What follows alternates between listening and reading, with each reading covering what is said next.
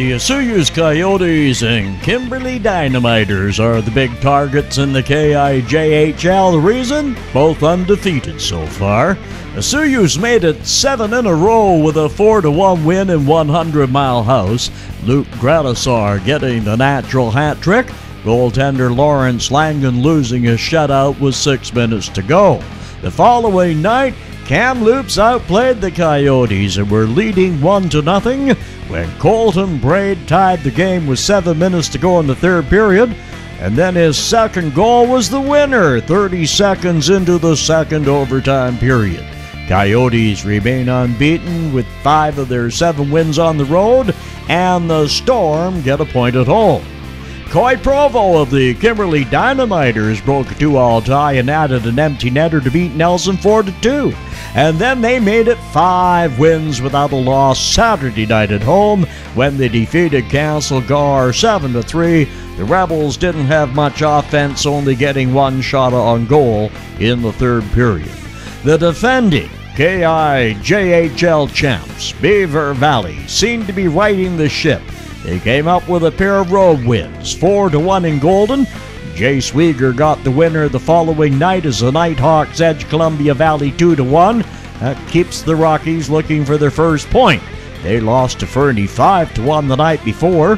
Fernie also disposed of Golden 6-3 the following night at home. After a 5-point weekend, Spokane Braves came up empty until Sunday.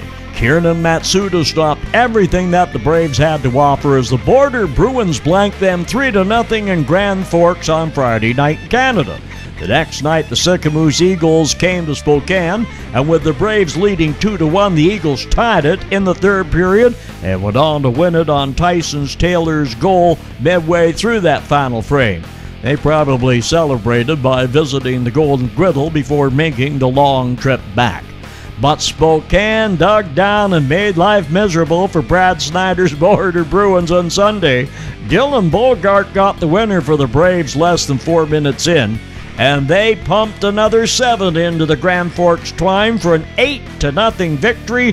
Trevor DeLauro stopping all 24 shots for the shutout and the revenge. Sycamoose scored 2 in the first period and 1 in the third. The Leafs scored those 6 goals in the middle frame to beat a tired Eagle squad Sunday afternoon in Nelson. Well, Revelstoke was on the road in Kamloops, and Tyler Chavez-Leach's pair of goals in the third period gave the Grizzlies a 3-1 win, even though they were outplayed by the Storm.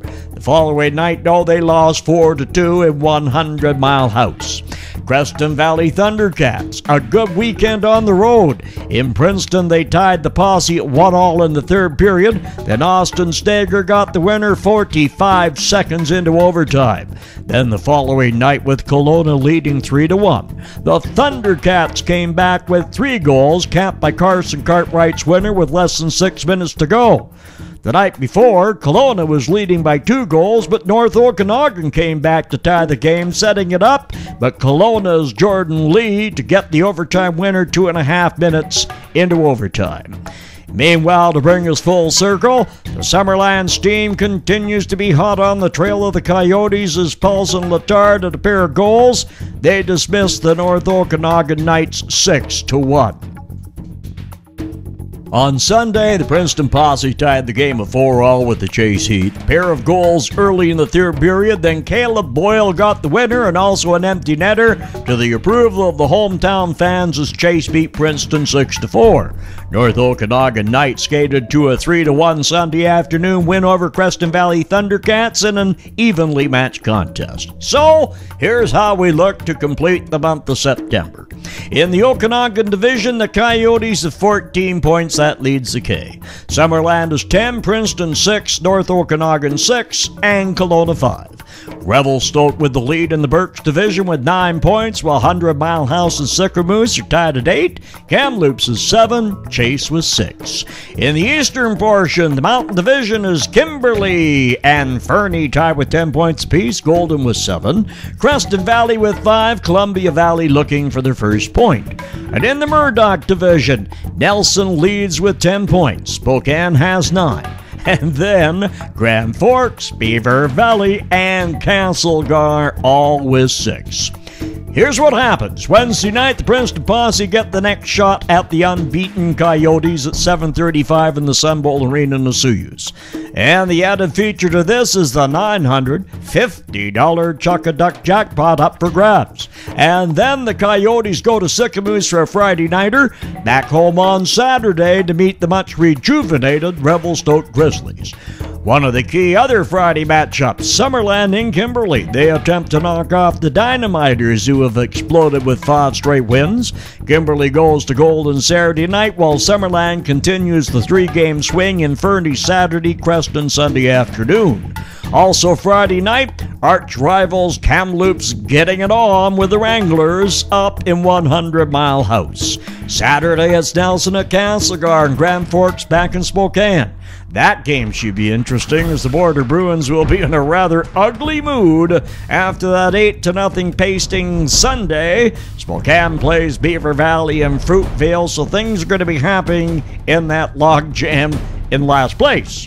Coyotes' Reiner Glimple leads the scoring race with 6 goals and 8 assists for 14 points, one ahead of Brian Lubin of the Rebels and Max Newton from the Border Bruins. Aaron Pettin is next with 12 points. He's also top goal scorer. He's notched 10 of those 12 in the early going. Brett Huber of Summerland leads the goaltender brigade with a 9.57 save percentage, followed by Brandon Butler of Fernie at 950, Mark Pasica of Revelstoke at 935, Lawrence Langan of Osoyoos at 926, and Jason Sanhu of Kamloops at 921. A reminder to all KIJHL players and fans, make Osoyoos your stop when traveling through BC or on the Alaska-California Highway. Being a resort community, we have plenty of accommodation and restaurants in all price ranges, and Osoyoos is a KIJHL community supporting our youngsters' hockey endeavors. And if you can't get to the rink, check out watching the game on the web. Details at KIJHL.ca. I'm Tom Shields for KIJHL Radio and the KIJHL.